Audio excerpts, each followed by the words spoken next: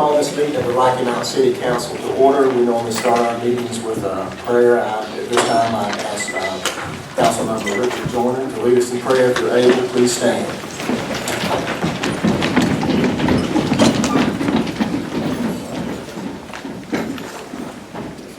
Almighty God, we bless you for this rich privilege to gather today. We thank you for the representation of this great city. We thank you, Lord, as we come today. We ask for your anointing to be upon us. We ask to be respectful, discreetful, and ask that you will help us to speak for the greater good of all Rocky Mount. In Christ's name we pray. Amen. Amen. If you just came in, there is an agenda over here to the left in the box. Hopefully we have enough. If you didn't, please share with your neighbor. We go by the item number. We're on item number 4 right now. And ask the clerk to call the roll. We're on action number 3. Councilmember Knight. Here. Blackwell. Here. Joyner. Here. Watkins. Rogers. Here. Bullock. Here. And Miller. Here. Now we're on item number 4. Approval of the minutes of our regular scheduled meeting of the City Council, which was held on October the 14th, 2019. The recommended action is to approve the minutes. If I don't hear anything, then I'm going to approve them as sent to you. Moving on to item number 5 is a consideration of the minutes and recommendations from a regular committee of the whole meeting. It was held on October the 14th. Some of these things were for information only. One was a comparative cost of public service analysis by Ken Hunter. It was a report but no action. Very positive for the city of Rocky Mount. Tax amendment to reduce the number of Historic Preservation Commission members. Will Deaton did a report on that. No action was taken. Amendment to Chapter 10. This has to do with weeds, and Will Deaton again presented that. We didn't take any action at that moment. Amendment to Chapter 10, again, public nuisances. This was also by Will Deaton, and no action taken at that time. 5 was boards and commission, and recommended for the following appointments was Joyce Dickens for the Workforce Housing Advisory Commission, Lorenzo Ellis, the Human Relations Commission, Ward 4, and Carlos Villa for the Human Relations Commission. And then item 6 was a closed session for attorney-client privilege. The recommended action is to approve the minutes and recommendations. So moved. Second. Motion by Councilmember Rogers, second by Councilmember Blackwell. Any discussion? All in favor say aye. Aye. All opposed, no. Item 5 is approved. Item 6 is a community update, and I'll turn it over to our city manager. Thank you, Mr. Mayor and members of council. I just have one reminder for the community, which is the start of our First Fridays series, beginning on Friday, November the 1st, at the Imperial Center from 6 until 9 o'clock. Sunspots, I understand, is the band that will be playing. There will be arts and crafts and lots of activities for family and friends, and I hope that you will have an opportunity to come out. Also, this past weekend was the first food truck invasion in Rocky Mount.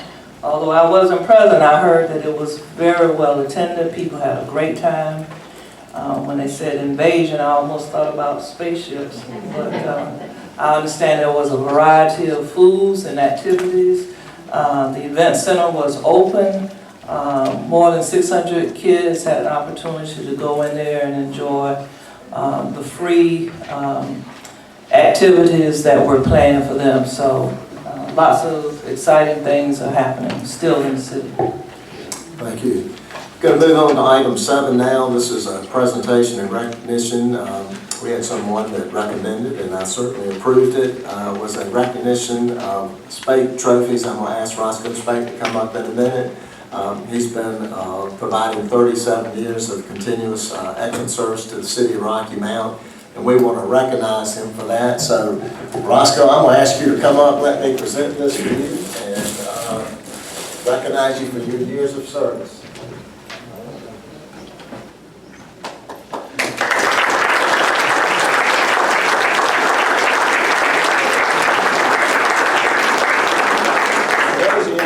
doesn't know Roscoe, he owns Spates Trophy Shop, so a lot of, if you've gotten recognized over the years, when you've gotten something, you probably got it from Roscoe Shop, so just want to present that to you on behalf of the city.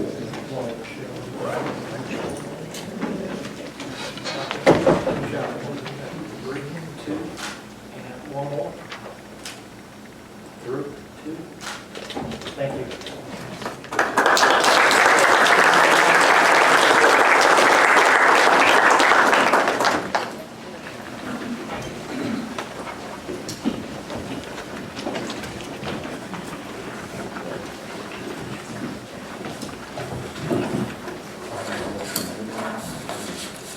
This time, we're going to move on to item 8, which is petitions to be received from the public. I will read the statement that I normally read. It is the portion of the meeting for you to address the council for public comment. We do thank you for coming. If you'd like to address the council, you should sign one of these sheets right here. And if you didn't, the officer will bring you one.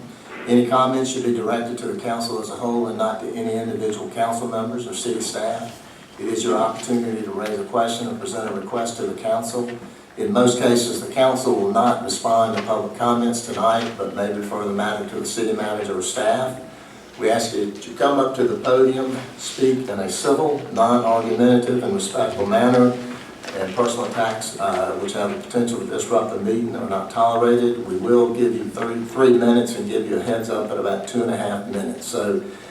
And I don't think there's any public hearings on here tonight. So first one I'd like to call up is Gloria Davis. After Ms. Davis will be Susan Perry Cole and then Dr. Cootie.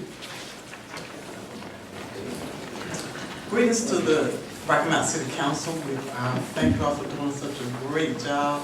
It's really been great. My name is Gloria Davis and I live at 1812 Lynn Avenue. And I'm here to recommend and show my support for the adoption of the Atlantic Arlington Corridor Land Use Study to the City Council for 2 following points, and they're not inclusive points. I want to thank the way that this was handled because it gave the stakeholders, especially the residents of the study area, to give their opinions and express their individual experiences and the desires that they have related to this study area and what it would be moving forth in the future for the city of Rocky Mount. Also, this draft encouraged new multifamily developments to provide an allotment of affordable housing units. The draft study proposes incentives for private developers such as density houses, bonuses, expedited permitting processes, and conditional use zoning or other similar strategies. Those are the only 2 points I'm just going to share with you tonight. Thank you. Thank you. Mr. Mayor and members of the City Council, before I give my remarks, I want to say I was at the Food Truck Invasion this weekend, had a ball, we need more of it, the tone and the whole activity was really a fun day for the family. So good afternoon to each of you. My name is Susan Perry Cole. I'm a resident who has lived for 35 years in one of the neighborhoods located within the boundaries of the land use study area, located on the eastern half of downtown Rocky Mount. I'm speaking in support of the City Council's adoption of the draft land use study, which is listed on your agenda for today. As stated in the draft study, Rocky Mount's 2018-2021 consolidated plan reported that within the city, 37.5% of the households are cost burdened. That means they are paying more than 30% of their gross monthly income for housing. Based on these statistics, we can safely conclude that the city is in the midst of a serious housing affordability crisis that is severely impacting long-time, lower-income citizens residing in the land use study area. Rocky Mount is not alone in confronting challenges associated with sufficient access to affordable or workforce housing units within its city limits. Coincidentally, and I don't know if you saw it, yesterday in the Raleigh-based News and Observer, a major editorial was featured that was entitled, "Look Ahead for Affordable Housing." This editorial mentioned that creation of more affordable housing was the top issue during the recent 2019 Raleigh City Council elections. The editorial also pointed out that Durham, faced with gentrification as its downtown booms, will vote on a $95 million affordable housing bond on November the 5th. So we in Rocky Mount want to be proactive and prepared as the challenges and transformations continue to occur in and around our downtown neighborhoods. We also recognize, as is documented in the study, right now our downtown adjacent neighborhoods have experienced extended periods of economic and physical decline, resulting in extensive vacant and abandoned properties and other signs of instability and disinvestment. However, this draft study marks a turning point. Got about 30 seconds. A turning point provides hope and encouragement to the longtime residents of these dilapidated neighborhoods that our period of being ignored and suffering in silence is coming to an end. Thank you for supporting the study. Thank you. Dr. Koo, and then after that, Cooper Blackwell. Hi, good afternoon, Mayor and City Council members and general public. My name is Dr. Koo, and I am here today with other community members to urge City Council to adopt the Arlington Atlantic Corridor Land Use Study and move ahead with it. Many members of the affected communities have spent countless hours with city planners to craft this final piece of the plan that is now presented to you. In particular, I have been involved with some of the community discussions with members of the city's developmental service, Mr. Joseph Bocook and Mr. Will Deaton, under the supervision of the Assistant City Manager, Ms. Natasha Hampton, who had succeeded Ms. Landis Falcon. I credit them for listening with patience and respect to community suggestions. This land use study has the unique quality of our direct input on how we want to see our communities developed as the city moves forward in redevelopment and revitalization.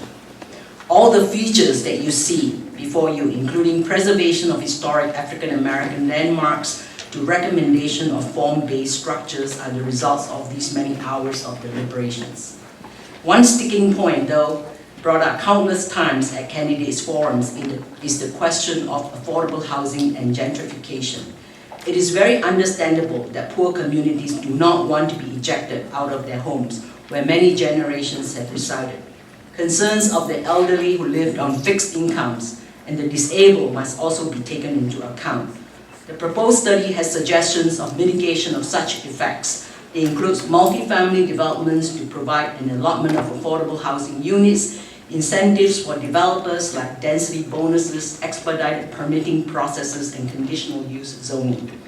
City Council has the responsibility in every way possible to ensure our communities are safe from forced displacement under the phony disguise of increased value to the property, thus pricing out many permanent residents. Affordability is a matter of continuing to live with dignity for many folks. This study has included some ways on how we can do that.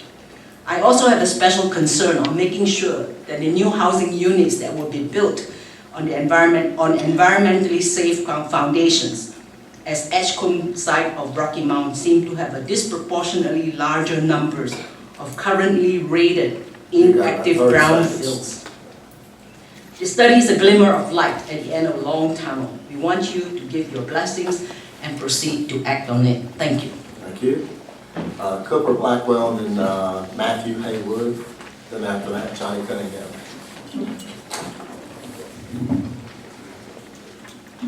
Good afternoon. I'm Cooper Blackwell, South Rocky Mount community resident. Where a person lives helps determine their physical and psychological health. Low-income residents concentrated and segregated opportunity to deprive communities lack access to steady employment, essential services, and good schools. This geographic isolation from opportunity creates artificial barriers for improvement for these residents and significantly diminishes their quality of life. We must understand that these issues overlap in the system. Small deposits of oppression creates large calluses that are systemic barriers. The solution is to push community-centered health, equity, and highlight racial segregation as a non-medical driver of poor health outcomes. The Crossroad to Prosperity report released in 2014 identified that racial segregation is an issue here in Rocky Mount, and it's tied to investment based on neighborhoods. Change generates fear amongst those who have been historically entitled to exclusive social benefits and business. This fear has caused a faction of white supremacists in our region to revolt against change agents like myself and many black community leaders as we work on community center health. They feed on our region, state, and nation's long history of racial mistrust and have been embedded in social media using race and sharpened rhetoric of race as their primary issue or weapon. This faction has resurrected post-Civil War Reconstruction era specters of incompetent and unethical black politicians and leaders in aims of instigating strife between white citizens and black officials, as well as black candidates and the electorate. This faction of organized white opposition in Rocky Mount leads public attacks against key organizations and individuals advocating for community, economic, and social justice. And they have created a well-funded flurry of media attacking people and progressive issues. Black elected officials, tenets of fair and affordable housing, as well as progressive plans of minority and women business development, downtown redevelopment, and anti-gentrification efforts have all come under siege. This concentrated effort is to slow down and halt economic development in under-resourced areas, and it's being backed by local media outlets, by like WIG TV, the Rocky Mount Telegram, and which is an affiliate of a Florida-based conservative newspaper chain, and CBS 17, which have been publishing and discussing articles and op-eds like, quote, "Your race card is declined," quote, "Left-wingers are detached from reality," quote, "Who are the real racists?" We must end this narrative pushed by white supremacists in Fighting Crime News, Love Rocky Mount, and Rocky Mount Concerned Citizens, and start uniting, not for political causes or for food, but for people and community-centered health. Thank you. Matthew Haywood, and then Johnny Cunningham, and then after that, Cornelius Dancing.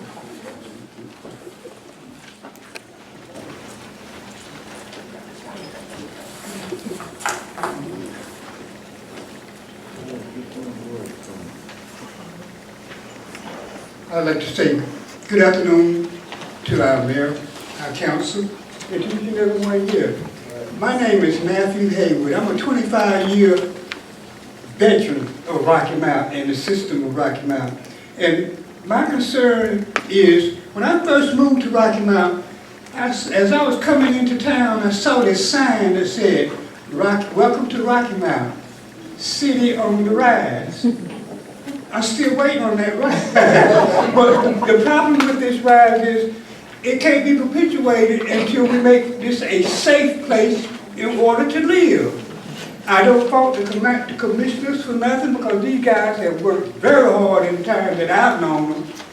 We need to formulate a plan among our commission to go into their neighborhoods and identify crime and trouble points, and then come back and do like a survey to identify those that can actually help to change these issues, rather than complaining.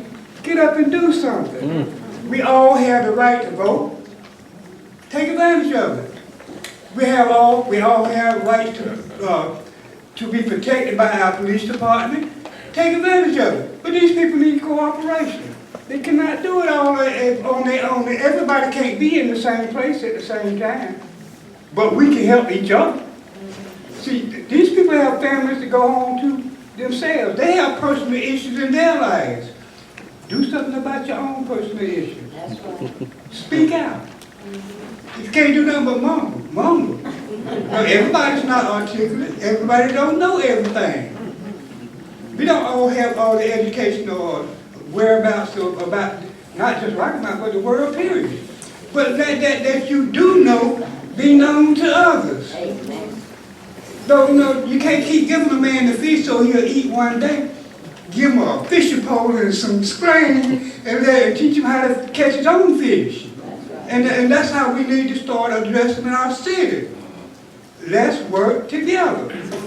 I think that our commissioners, some of them I've been knowing for years and years, are doing an excellent job. It just hurts me to see the things that are said about You someone, got about the 30 things that they're seconds. accused of.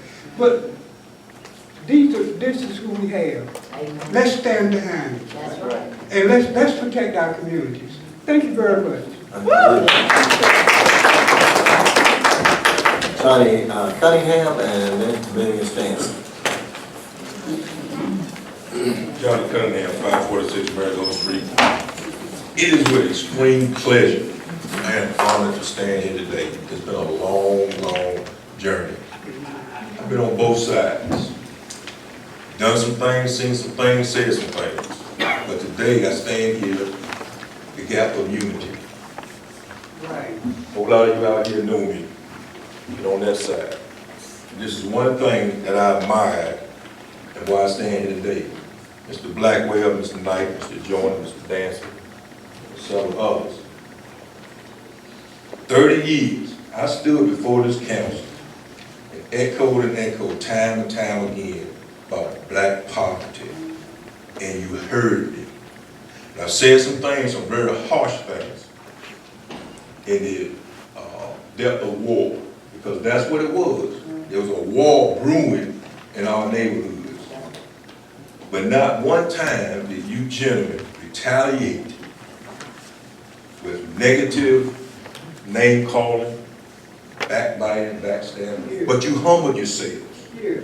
And that's why you sit here on this council today representing us, because God lifted you up, because you humbled yourself. I admire that about you. It taught me. I stand here today and people that's behind me to see me. The word today is humble, and God will lift all of us up. If we're seeking unity, then we all must, like you gentlemen did, demonstrating to me. Because I know I can be a mean something if I want to be. And I was mean.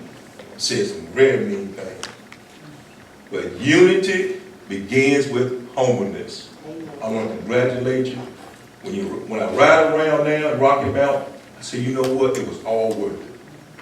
I stood here, I said, you know what? I'm going to sound like a fool. I'm going to look like a fool. I'm going to be called a fool. But I said, you know what? I'm going to do it until I'm heard. And you heard me. When you ride around Rocky Mountain there, Nash County and Edgecombe County, even where I live, some people call it the hood, but that's all right. It's mine. Work and unity and construction and development is all over the city. All we have to do is take the blinders off that thing that prevents us from seeing what others are doing for our city.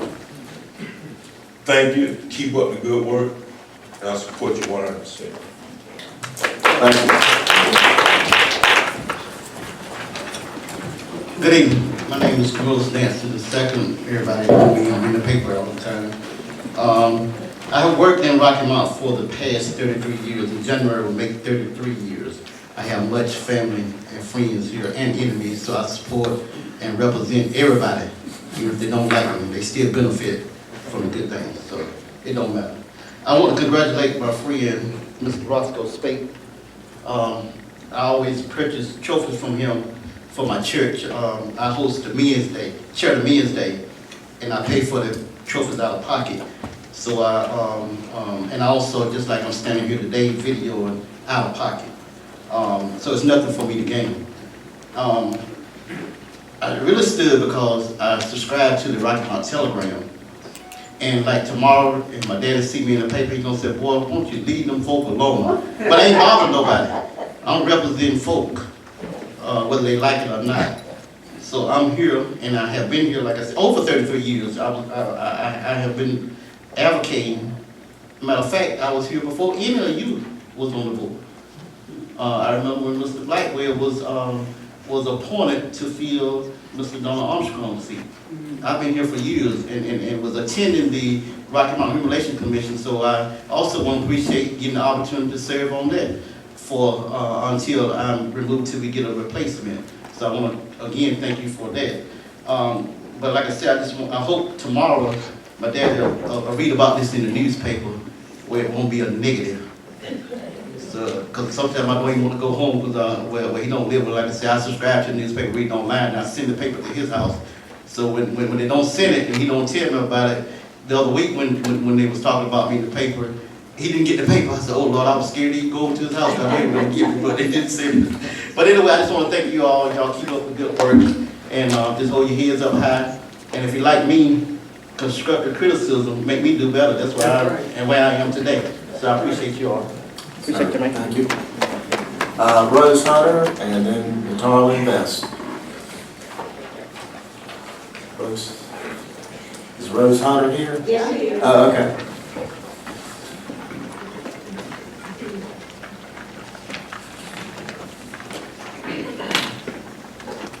And we're going to cut it off, so if nobody else is going, I mean, we're at the end of this, so go ahead. Okay, greetings to all you today, the council, city manager, and mayor. I'm Rose Hunter.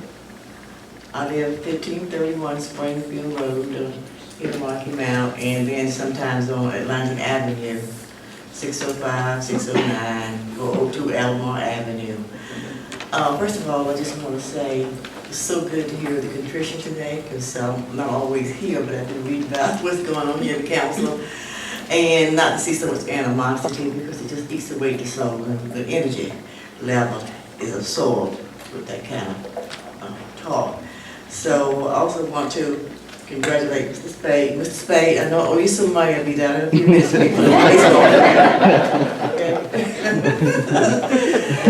And, you know, we're always reflecting on the council. When we're not here, it doesn't mean that we're not thinking about you. And I often think, wow, they do go through a lot. And all of us have these situations in life where we've had these slings and arrows come at us. And to have, you know, consideration for others going through the same thing is what I struggle with a lot. And then also thought about, you know, what a blessing it was that Reuben came to Rocky Mount.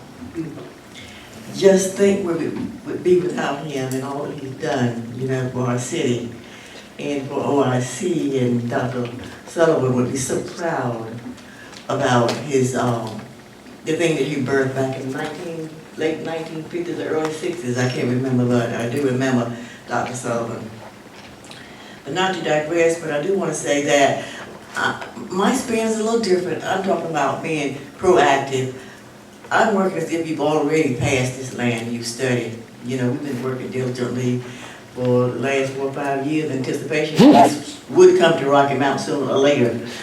So, having attended Booker T. Washington High School and, you know, had many experiences along the Atlantic Avenue corridor with classmates, I've been speaking with them, and they've been turning to Rocky Mount and talking about what may happen here in Rocky Mount and how they can get involved by cleaning up their property, repairing it, making it affordable for people who live in the community who may want to occupy that property.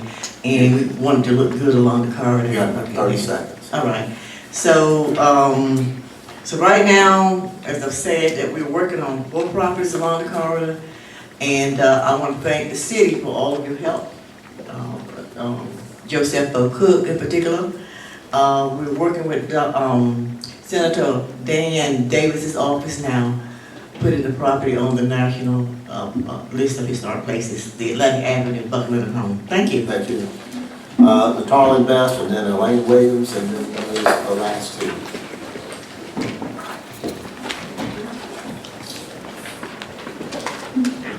Good afternoon. My name is Natarlene Best, and I reside at 196 East Thomas Street in the beautiful city of Rocky Mount. I also own a business. I'm the owner of the law firm Best Lawrence Law at 188 East Thomas Street. And not by coincidence, both of those entities are on East Thomas Street, about 1 block from Atlantic Avenue.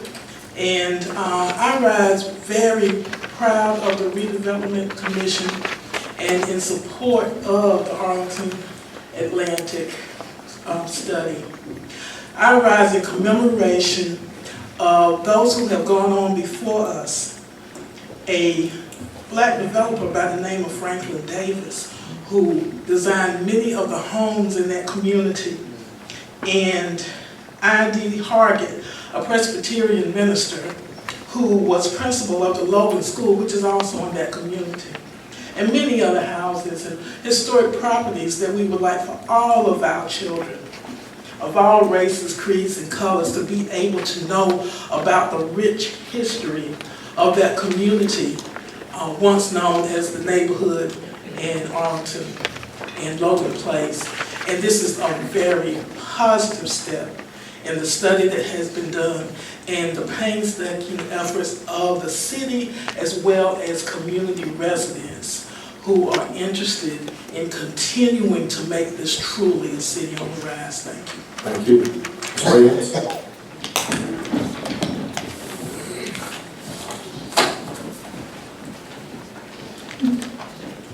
Good afternoon, Elaine Williams, and all of y'all looks good up there, so glad all of you are doing well.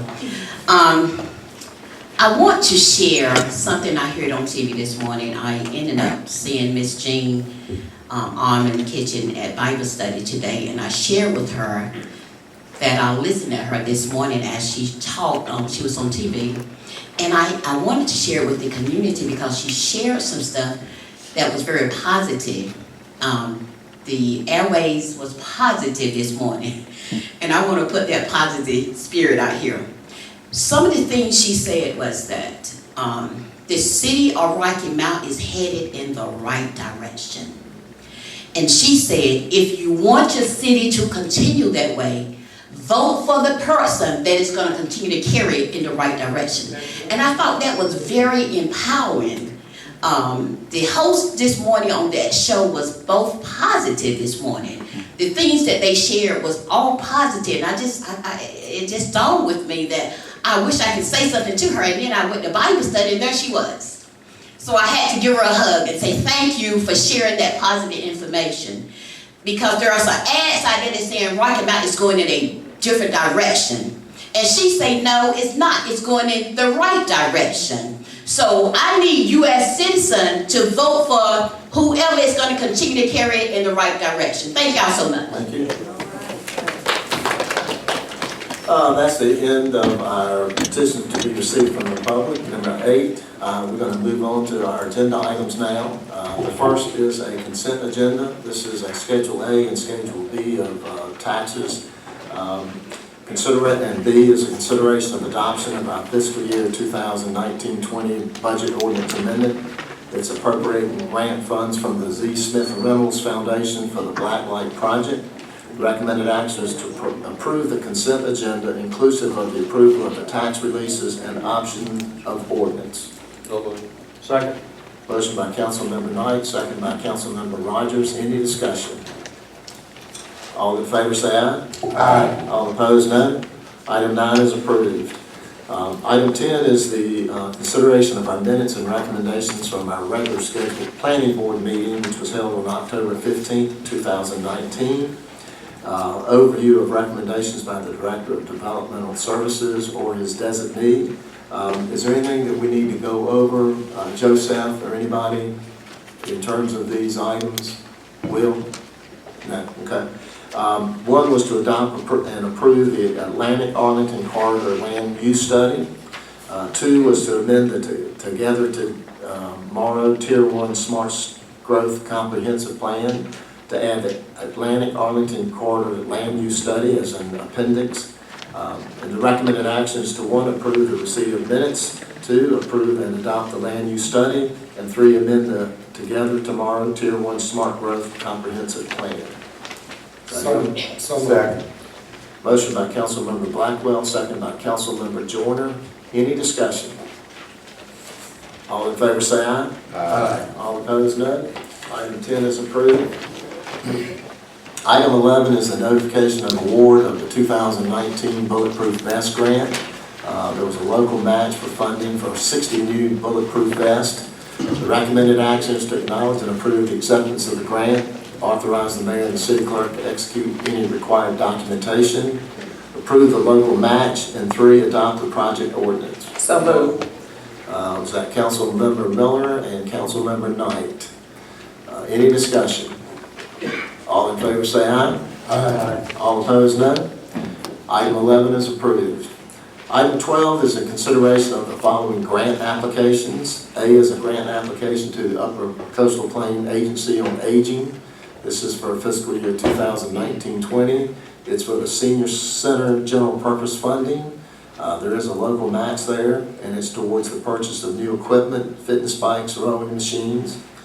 B is a consideration of a grant application to the Rocky Mount Community Foundation for funds to assist with costs associated with the Battle Park Master Plan. That was $25,000 with no local match required. The recommended action is to approve the grant applications and authorize the submission by the staff. And 2, authorize the mayor and the city clerk to execute the required documentations and certifications, including subsequent grant agreements. So moved. Second. Motion by Councilmember Miller, second by Councilmember Joyner. Any discussion? All in favor say aye. Aye. All opposed, no. Item 12 is approved. Item 13 is a consideration of a resolution of intent. This is to lease or rent 572 square feet of space in the Douglas Block building at 209 Northeast Main. This is in a historic Douglas Block. It's a 2-year lease at $500 per month with option of 1 3-year extension. And this is upon at least a 90 days written notice. Recommended action is to adopt the resolution. It does authorize the city clerk to advertise notice of intent to lease or rent the property. Second. Motion by Councilmember Knight, second by Councilmember Joyner. Any discussion? All in favor say aye. Aye. All opposed, no. Item 13 is approved. Item 14 is a consideration of an ordinance amending Chapter 14 of the City Code. It's an update based on recently adopted legislation. The recommended action is to adopt the ordinance. So moved. Second. Motion by Councilmember Blackwell, second by Councilmember Rogers. Any discussion? All in favor say aye. Aye. All opposed, no. Item 14 is approved. Item 15 is a consideration for some equipment. One is for some bids for 27-inch beach branch outfall Phase 1. This is awarded to AM Liner Easting in the amount of almost $2.4 million. It does include some contingencies. And exercise the city's option within the bid document to extend 1,500 linear feet, and 2, a budget ordinance amendment appropriating an additional $377,000 in the sewer fund to cover project expenses. Recommended actions to award the bid is recommended. Authorize the mayor and city clerk to execute the bid contract on behalf of the city, and 2, adopt the budget ordinance. So moved. Second. I have a motion by Councilmember Joyner, second by Councilmember Miller. Is there any discussion? All in favor say aye. Aye. All opposed, no. Item 15 is approved. Item 16 is consideration of a bid for our park spraying at 28 city parks. It's an award to Nature Kim, a total of $196,000. This is for 3 years. Not to exceed $63,600 in the first year, $65,400 in the third, and $67,200 in the third year. And it is an option to renew for 2 additional 1-year terms. The recommended action is to award the bid as recommended and authorize the mayor and city clerk to execute the bid contract on behalf of the city. Before we vote on that, I do have some questions. I did read the item in some detail, and I did not find any indication of what chemicals are to be sprayed or applied to the parks. Yes, I'll ask Parks and Recreation Director Elton, do you know exactly what types of chemicals will be used? I don't have the list. I'm so sorry. Here, come up here.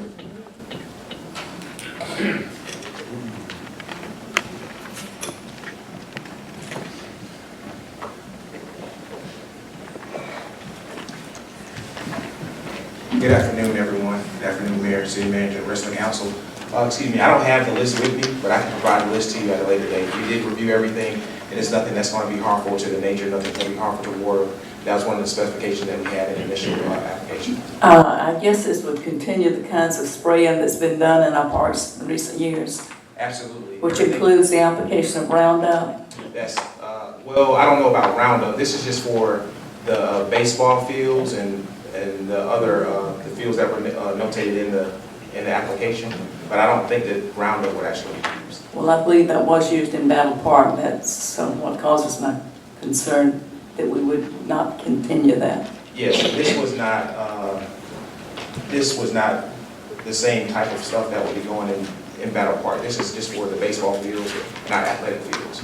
So like fire ant beds, maybe?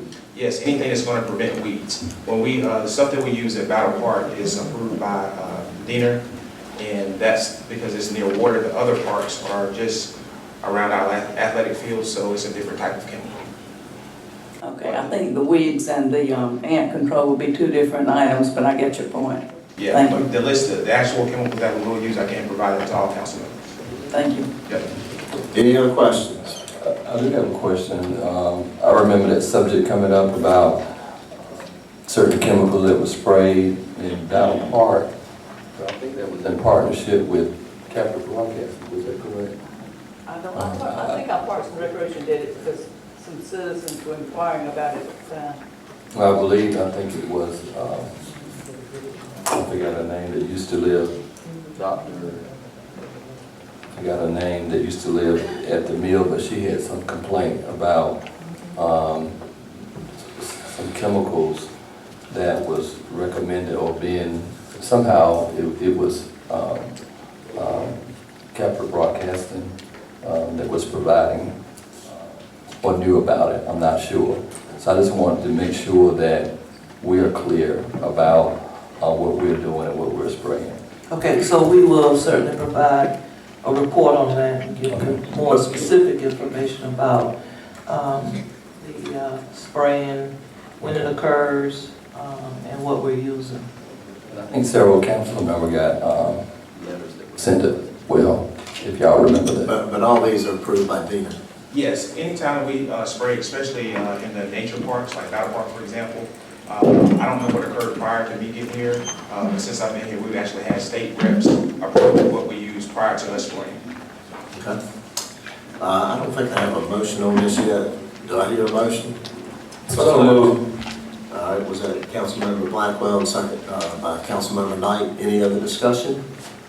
All in favor say aye. Aye. All opposed, no. That's the end of our regular council meeting, but we do have a report by our council, Jeff Rose.